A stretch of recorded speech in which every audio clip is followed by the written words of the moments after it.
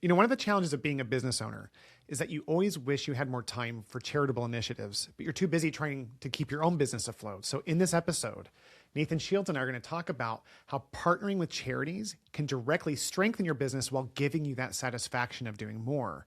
We're going to break down how giving back improves company culture, increases retention, attracts value-aligned clients, and creates stronger recruiting advantages. You're going to hear practical examples of how to start small, all the way to larger initiatives and how to tie these charitable efforts into your purpose. So if you've ever wondered how to build a business that makes money and increases your impact, this is your blueprint. It feels like it's been a long time since I've had you on. I was just thinking that. That's really funny. And by the way, since now you're in Arizona, we have to do some shows together in person. We need to do more of them together. But I will say, it is totally dependent on Mr. Will's schedule, who is Busy Pants all the time. That is actually my official name. I've changed it to Mr. Busy Pants, and I don't love it. but it's a badge of honor. Listen, we're all busy. I just got to this point where I was just kind of like, hey, I have executive assistants. Maybe I should let them control my calendar. It's amazing how they don't let me abuse my time the way I do. It's crazy. Good. Well, I think last time we talked about either AI or the virtual assistant stuff. Super valuable. Sure. Whatever it was. And that had to be probably 6 months ago.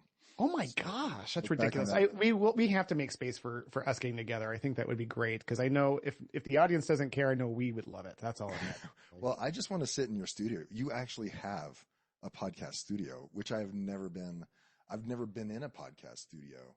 So to be like somehow formal in the appropriate setting would feel very nice to me. Which is so ironic. You have the most impactful podcast in our space, which is funny because I also have a podcast in our space, but you have the most impactful and you don't actually have a studio. Like, I think you would love it. You're talking to a guy, if you recall, that used to do it out of his closet. I look at those videos now and look at the clothes hanging up behind me and I'm like, what was I thinking? What was I thinking? Is that a trench coat? What is that behind Nathan? You're in Arizona. Why do you have a trench coat? Got ideas. Yeah, right. Yeah. So, anyways, at least we had fun listening to that. Hopefully everyone else got through it the last few minutes. I know everyone else is like, are we going to have a show today? Is this Are you guys going to talk about is? anything significant whatsoever? Yeah, I don't know. Maybe they're lonely and they're like, need some friends because that's what I feel all the time. So you're welcome to join Nathan and I's chaotic discussion. Yes. Over nothing. Yeah.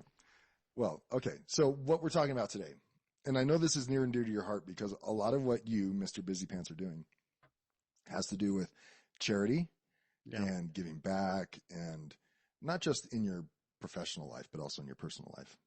And so we did a bit of this in our organization, and considering where you're at and what you're doing personally and professionally with charities, I thought maybe there is a way we can do a podcast as to how people can leverage their businesses to have a greater impact in their community, if not the world, by collaborating with charitable organizations, right? Yeah. And so speaking to that, why don't you share initially just a little bit about what you're doing, and then we'll tie it back to what some of the things that we weren't super charity focused most of the time during our ownership, but towards the end we got a lot more, right? Absolutely. Yeah. And so talk to the people a little bit about what you're doing both personally and professionally, highlight those, and then we can tie it back into business. Yeah, absolutely. And to frame this for everyone who's listening, this is an incredibly impactful, this is one of the single greatest secrets in terms of developing our business that there is, which is supporting and partnering with charities. It's the kind of thing that on paper you don't see the connection. And so as I go through this, I want you to recognize that first and foremost, this was a journey. So when you hear what I'm doing, listen, this has been an evolution over time. And as a result of spending time in this space, it's been bizarre to me to see the benefits of how much I put into these charities and how much we grow as a result of these things. And so just to give it some context, so there's... let me just add, if I could, you talked about the product of what this does for people, but you're not seeing the benefits of it on paper, as you say, but I think I can speak for you that you feel so much more fulfilled Yeah. and living out your personal purpose by combining your work with these organizations, right? Exactly. That's a great way to frame it, Nathan. So for everyone who's listening, I thought it'd be useful because I like to get to the point. I'll go into it more in detail, but here are just a handful of the most impactful reasons why partnering with a charity are good for you. Mm-hmm. The first thing is what Nathan mentioned, which is this thing called perspective and creating meaning and purpose.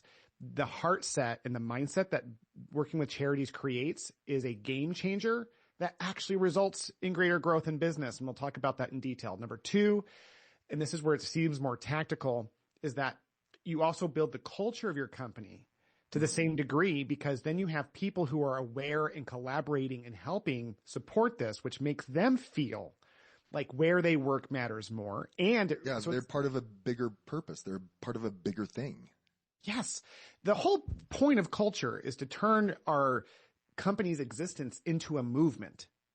Like the specific byproduct of a well-created culture is that people feel like they're going somewhere to work, that it's going to make a difference in the world. That every healthcare provider in particular feels super grounded on that concept. So when you create this charitable partnership, you retain better, you recruit better, all these things. And these are measurable things that if people start doing, it creates these impacts. You can't do it for the intended like the purpose of partnering with charities can't be about that product, but it is the natural consequence of you focusing on it. Right. So number two would be the cultural shift within the company. Number three is the community shift in how they experience you. This is what helps us get clients, whether it's patients or in my case, people who are looking to hire VAs. When they understand that partnering with you as a customer drives these. Again, this isn't the reason why we do it. The reason we do it is because we want to help other people. It's just the natural product of what happens when we do it right. And then there's the fourth product, which is like kind of a full circle, which is that the people you're serving that have nothing to do with your business, like we're going to talk about Africa here in a second, but like these people that you're going to, they get better or supported or whatever it is that they need because of these efforts. Mm-hmm. So think about it in terms of impact, starting internally with your soul, outward to your closest group, which is your team. Then you go to the public that you're serving, and then the world at large, the people you're actually doing charity for. And then, of course, you get those benefits of being a father or a mother who, if you have kids or a spouse, that they see this and it changes how they view your professional world. But that's kind of a bonus feature. So that would be the overview in terms of why they care about this before we even get into it, because that's the end result. And have you found that? So I'm imagining an owner listening to this and they're like, yeah, cool. I'm working 60 to 80 hours a week already in my business. Yeah. How do I ever fit this? How do I ever make those kind of collaborations?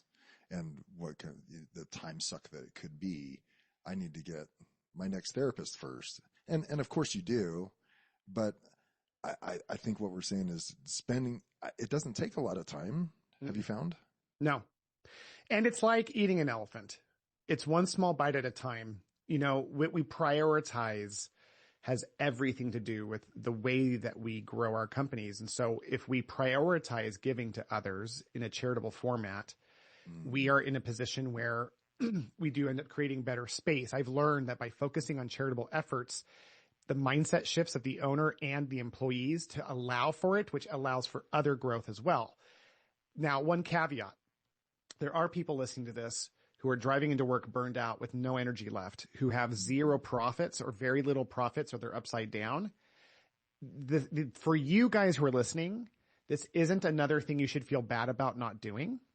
Yeah. What you should hear is that it's the reason why it's worth going through what you're going through. Mm-hmm. I want everyone to hear that no matter how much if you're in that lower level of suffering and you're hearing this, I want you to really hear this, that just by having a desire, a heart that wants to do that will eventually create the space for it when it's time. And you'll look back and thank the you of today for struggling through these things and listening to Nathan's podcast and doing the work so that later you can make the impact. Because I wouldn't do what I did today without a younger version of me struggling through it as well. And from our experience, we had people on our team that were more than willing to take that off our plate. When it was that. Yeah. When we were struggling with the day to day we weren't struggling financially, but we had plenty of things on our plate. It was so, uplifting to me to reach out to my team and say, who would like to lead out on finding our next charity? And maybe it's not like we're going to do a year-long effort, but right now we're talking in the holiday season. I know this is coming out in January, but who wants to find a charity that we and the patients and involve the patients in it, right? What can we do? What can we give? And I remember this was back when in my first clinic, a few years being open, I think one of the people on my team found a crisis center, a house for women who are abused were living, right? And they had this laundry list of items that were needed, especially items for their children. And so all we did was we put a big bin off to the side of the waiting room or in the treatment room. I don't remember where. And someone decorated it with wrapping paper. And we made this list of items that were needed by this local crisis center. And we would hand it out to patients and they'd bring their things in and we'd tell them we're donating on this date. So make sure you get these items, any of these items into the bin by this date. And it's something simple like that. It felt good, right? That you were supporting the community in that way. Such a minor thing. I mean, there's so much more that you can do that ends up being calendared and just an ongoing relationship with a particular charity. But that was an easy place to start for me. That didn't take a lot of time. I agreed. Charity is like water. It fills every vessel. It doesn't matter how big the vessel is, and think of your vessel as your time or your knowledge or your capability. Anything we do at any time to help anyone blesses the lives of everyone associated with it or even hears about it. Mm-hmm. So maybe it's a small, project, or maybe it's a huge initiative, but it all starts with one bite at a time, as my East Texas grandmother would say about eating the elephant. We have to just take one bite at a time. And so maybe we could talk about where those good first bites could be if you want, but I just think it's important for everyone to hear that, we can approach it like a tactic, and it's the most incredible tactic there is. Like if we do this the right way with the right heart set, very few things we can do as business owners can dramatically improve every element of our business more than partnering with a charity. Tell everyone a little bit about the charities you're working with right now. I'm sure they'd be intrigued. Yes. So this is an end in mind, not something to feel overwhelmed by as you're listening to this. So the end in mind, this is where I'm living now, is first, I'm on the board of directors of a company called Care for Life that specializes in developing tribes in the poorest countries of Africa, which are the poorest countries in the world. Mozambique is their primary target right now, where they are teaching community members 7 different principles of leadership that have to do with sustaining life. So these are villages where greater than 40% of the children are dying from malaria. Simple, easy to control things that they don't have access to. So this group doesn't bring people in from America to be the saviors. What they do is they have educational groups in Africa, Mozambicans in particular, that go to the tribes, and they are employed and on the payroll of the charity, and then go into the tribes and teach leadership in those villages. They've been around for 20 years. They have completely hacked and systematized how to bring villages out of poverty and into sustainable growth states, which, by the way, are based in entrepreneurship, which is a fun thing I always get to see. I was going to say, they teach leadership and entrepreneurship, don't they? Yes. I think, again, these things that these owners that are listening to your show are like thinking about as they're driving to work, they don't realize how much capability they have in helping others as they struggle through the challenges of owning their own business. And because that's very much what they do at Care for Life. And so I'm on the board of directors of that charity. We go down to Africa for that group roughly once a year. We might be going back in June, by the way, to where we go down there more to just train the employees, and then the employees help the villages. Okay. So that's one element. The second thing that we do is that we're starting to create our own initiatives in different countries in Africa. So my wife and I were just, as you know, in Kenya 6 weeks ago, and this wasn't an organization. I have a friend, now that I'm in that world, who just goes there to help different orphanages So there's so much need for help that this woman just started organizing. Hey, I'm going to go there. Who would like to come with me? Let's raise some money. And so I have a religious podcast that you know of that raised over $10,000, over $8,000, excuse me, dollars. And we went down there and started buying new land for an orphanage that got washed away with the flood. And so we went down there and spent time with the children and looked for places for this orphanage to go and those types of things. And so that's the extreme side of it, you know, but those are my two main efforts that I'm currently connected to. But through my company, Virtual Rockstar, we have also built a fund where we are putting money in to help provide a relief fund for Filipinos when the typhoons wipe out their houses, which happens on a regular basis. Right. So for our employees, we're developing a charitable fund that they can contribute to with their American counterparts that will serve as a fund so that if ever someone loses everything, we can actually rebuild that with them. And cool. And it's cool. And this is Nathan. So here's the vision right now, this global impact. And this is, by the way, not a tactic. This is the reason I own what I own. Mm-hmm. I've come to realize this is my purpose personally, is that I am leveraging my company, Virtual Rockstar, and the Americans to help benefit the Filipinos and their virtual assistants. Right. It's the owners and the Filipinos that contribute towards the African charities. Mm-hmm. So Filipinos aren't the recipients of charity alone. They're getting to create their own efforts to help people who are worse off than they are in the poorest countries in the world. That's what was so cool when you shared with me about that, is that these Filipinos, not anywhere near American standards in terms of standards of living, right? No. But they want to give to these African communities as well. And so you're providing them an opportunity to bless African lives. Yes. So Philippines is about Guatemala level. That's where I served my mission for my Church of Jesus Christ Latter-day Saints. I was in that Guatemala area. So that's like the charitable level that they're at. And I can't remember the exact placement, but like they're honestly, it's almost exactly halfway between the developed countries and these 5 countries in Africa. So it's funny because they're like directly in the middle. So there is a need to help them, but they are way better off than these poor people in Africa. And so they all help each other. But here's the key thing. And this is something I want to leave. I don't want to like leave this episode like we're finishing, but the key thing I want people to walk away from is that we need to be in touch with those people overseas who are struggling as much as they need to be in touch with us. They are in financial poverty. We are in social poverty. When we go over to these places where people have nothing and they have found a way to be peaceful and happy, it changes us forever. So it's not a one-way cycle of charitable giving. It literally changes us. And like I told you when we met, I came back, I got on the plane coming home going, first of all, never feeling happier and being like, I don't have any problems. I got on the plane going over there going, what am I doing? I'm taking a week and a half to go to Africa. I've got so many things to do. Yeah. Oh my gosh, I've got 4 kids. And then I get on the plane coming back and you would think I was high because I'm just sitting there like, hey man, it's all good because it's all good. We're going to come back. And if those people who are suffering can find joy and peace, I have no excuse. And guess what happens? I come back and I have all these ideas for my company because I'm in this outward mindset that I wouldn't have been if I hadn't been served charitably by this little boy named Victor. I'm going to like get emotional, but he, next to my computer, I have this note that he wrote me that I'm showing to the screen for those who can see. Cool.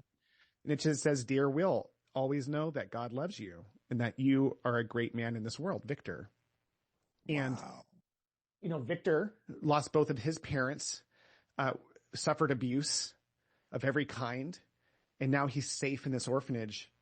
At the time that I was visiting Victor, while we were looking for their new orphanage, Nathan, there were 72 kids living in a 3,000 square foot home with 2 beds and 2 baths with big open floors that everyone slept on the floor. And this 24-year-old woman named Vanessa was raising them by herself. So you just come back like, hey, we all need each other equally. Right. So impactful. And you shared that same experience with me. You're like, dude, I have nothing to complain about. And you also said the same thing. I wish some of these people in America who are truly in terms of anxiety, stress, you name it, which are legitimate, could see how blessed they are, right? Compared to what is out there in the world. Absolutely. And it's transformative. Absolutely. And be really clear, audience. At the end of this, I'm going to have some calls to action to support these charities that I don't benefit personally at all. It's all for you helping them. But there is a call to action I want to just shout out right now. Is that as you are sitting there or driving there or exercising, listening to this, if this is calling to you, I'm going back and I'm bringing people with me. I want to hear from you. People have all sorts of questions before they get into charitable worlds, like, aren't there bad charities out there? I don't want to waste my time and money and those kinds of things. How much of this money is going towards the nonprofit executives, and what percentage of every dollar is going to the actual people in need? There's always those questions. Yeah. Absolutely. And I'd love to have those conversations with you, because at the end of the day, those are the things I think that hold us back when we're so busy that we don't know if there's space. Remember, we only go through a very short amount of times with high levels of motivation. So when you are feeling motivated to do something like this, this is something to act on. Look through Nathan's show notes, leave a review while you're there for his show, and then reach out to me. Yeah. How do they reach out to you? My email, will@unlockhba.com. Okay. And just email me. Honestly, my virtual assistant will be the first person to respond to you, because she controls my world. But just say that you heard me on Nathan's show, that you want to learn more about how you can go to Africa. And I'll have other calls to action later in the show about like what else you can do if you're like, dude, there's no way I'm going to build time to go to Africa or anywhere else. Remember that charities don't have to be that far away. Our first charity, Nathan, was Feed My Starving Children in Arizona. I was going to ask you to explain that a little bit about how we got together with them and what that looked like, because I think I was in Alaska during that time. Yeah. But you were doing things before you left for the Parkinsonian, charities that exist. Sure. Yeah. And so very similar to what you said regarding the Parkinson's charity that you guys were sponsoring at Pinnacle, I got together with the team and it was one of those where it's like, we should support a charity. It wasn't coming from this, like, I'm a good guy and I want to help others. It was like, we have a business. We should probably do something with charity. Right. That's how the whole thing started. That was the first bite. And then what we did that was smart was ask the team what they wanted to do. And of course they had lots of ideas, but someone suggested this thing called Feed My Starving Children here in Arizona. And it's a great charity where it's not just about feeding hungry children around the world, which everyone can get behind. They have a packing experience where you go down with your team and then you pack for the charity. So you actually pack the food. You actually pack the food. So you have like a team bonding experience. It's perfectly systematized to where by the time an hour hits and you're just getting physically tired, they're done. You get to see on a scoreboard how many kids you fed. You walk away closer to your friends. There's a great spirit in that packing experience. Here's how this is what it was at the end before we sold. At the end, audience, the way it turned out was that it evolved to where Nathan and I had these 4 clinics, and they knew at January 1st that by the end of that year, we were going to make donations based on their ability to promote the company purpose. So our company purpose was to be the light and hope in the lives of others. And so every clinic director was given these sticky notes. And anytime anyone saw anyone do something that they thought provided light, maybe it was a patient's attitude, or maybe it was the guy who brought in the water, like they would write it on a sticky note and stick it on the wall.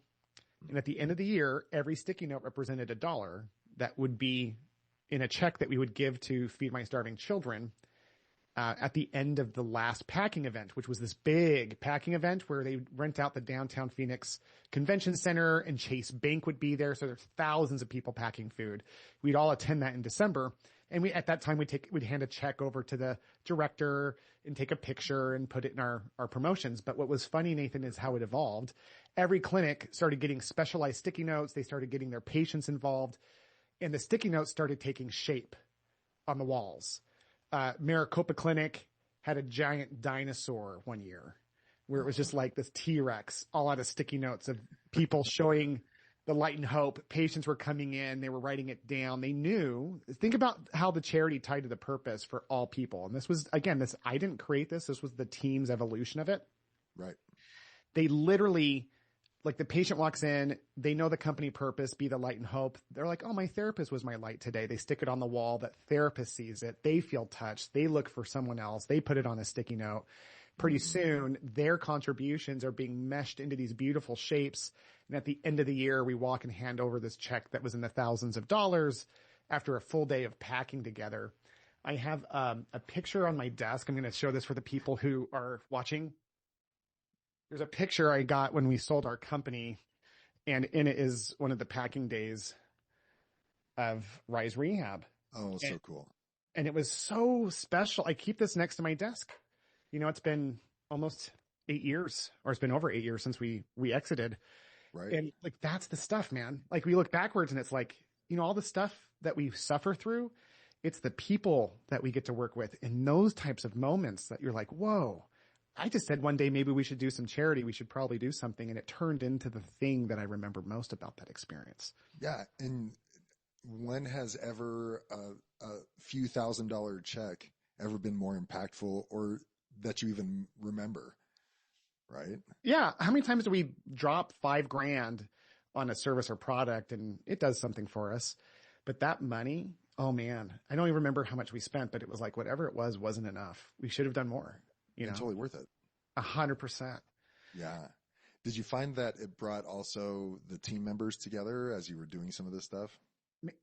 I believe there was nothing more impactful to our team's culture other than defining and communicating our purpose, vision, and values than the charity. So that was living it out. That was living out our purpose, right? And values. That's a great perspective. I never thought of it like that. Like the defining of it and talking about it, the charity was the living of it. I never thought of that. That's exactly. Yeah. We put the words to action, right? Totally.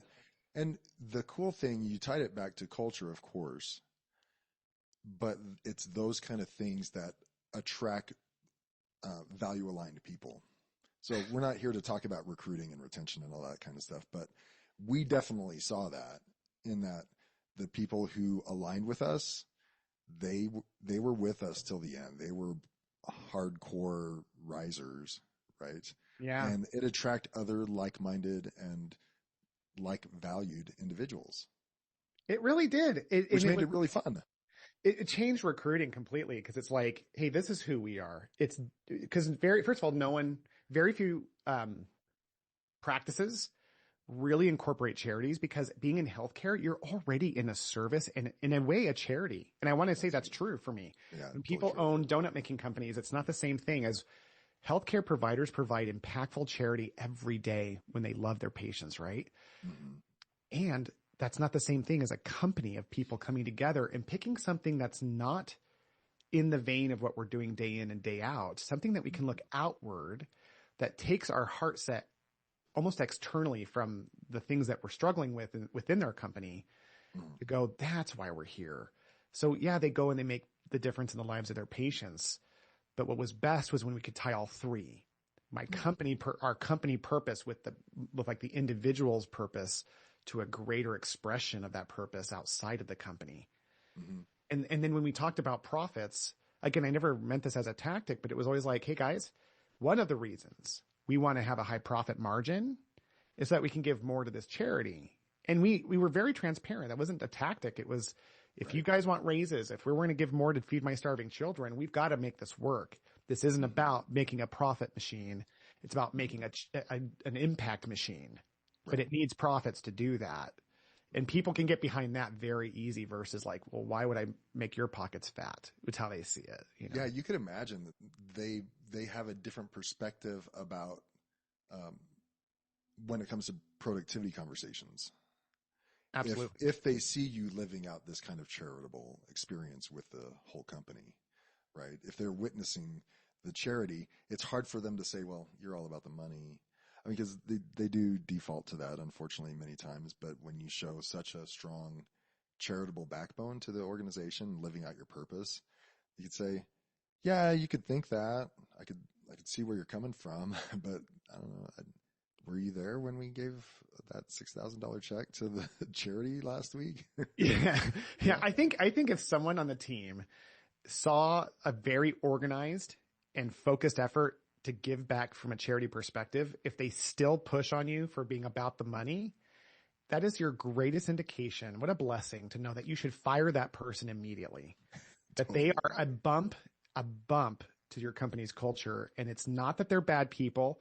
They just need to go somewhere else and be happy. Because if your company is actually engaged in that and they still think you're about the money, it's like, oh, especially if they criticize it, like, well, he's using this as goodbye.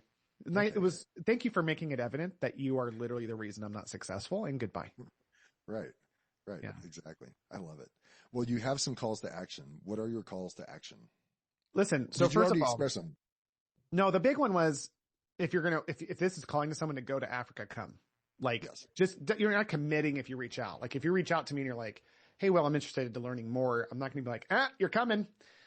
I mean, you are, but I'm not going to force it on you.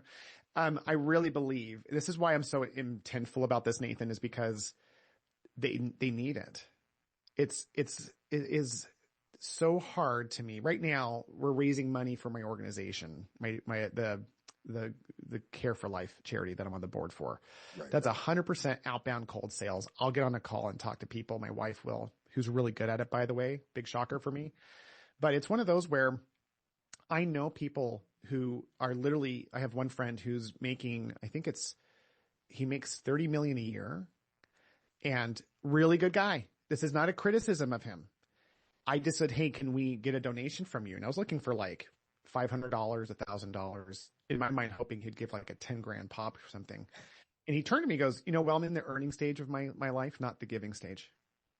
And I just went, oh, you haven't met Victor, we went to one rehab center overseas that is completely run on the charitable giving of the Kenyans who are already poor themselves. And these kids have the worst equipment, and they're screaming in pain, and they're being fed 4 times a day, and all their clothes are being washed by these women who are just volunteering. They're not getting paid. And I'm like, oh, if you saw that, you'd realize like that, how silly of a comment that is. Yeah. Like, I'm going to give later when I have a certain level of, quote, financial security, which is a load of crap, is only something we adopt mindset wise if we haven't seen it firsthand. So the people need that, not because they'll give. It's because when you go over there, it's what you get by giving that time and space. It's like there's a healing that these individuals who are born in the humblest and most horrific circumstances can give us just by existing. One orphanage we visited, and I share this with you, the hardest one we visited was this rescue center for girls who were rescued from sex trafficking. And these 1, 3, 5, 8-year-old girls would stand up and tell their horrific stories of going through what only can be described as hell.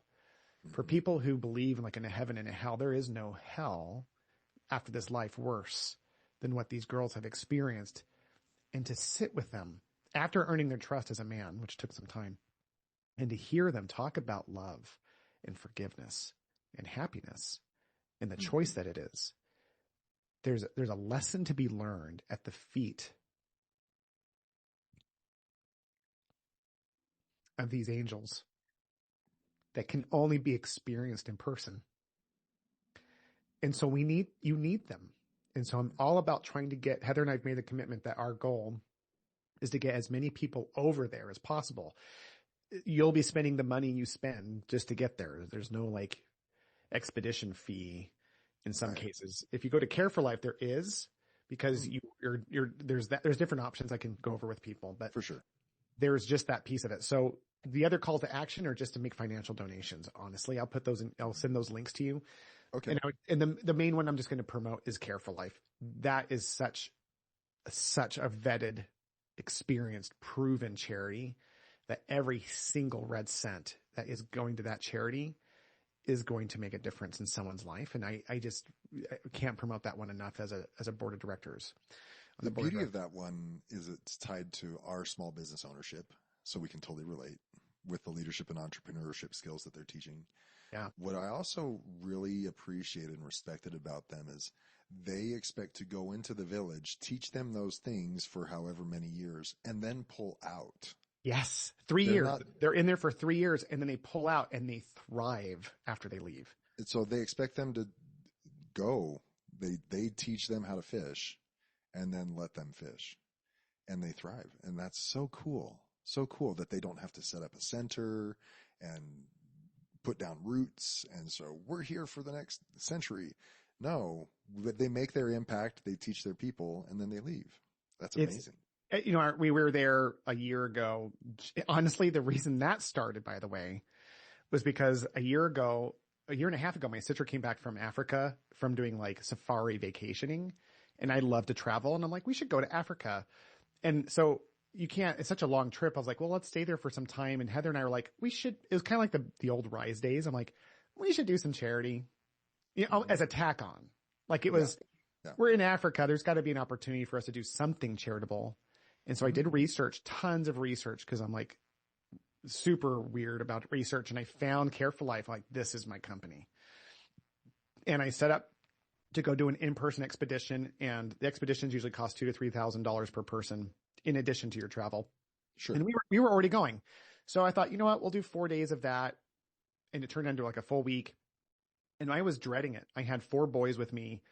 And I just thought they were going to hate that week. So we had 2 weeks of really cool vacation, then 1 week of charity giving with this thing. And so we go to the village.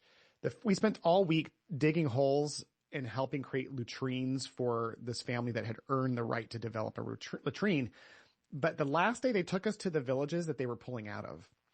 And it was black and white in terms of the difference. You wouldn't believe how different it was to go into these villages where people had been like graduating from Care for Life. There was all these first of all, everyone's smiling.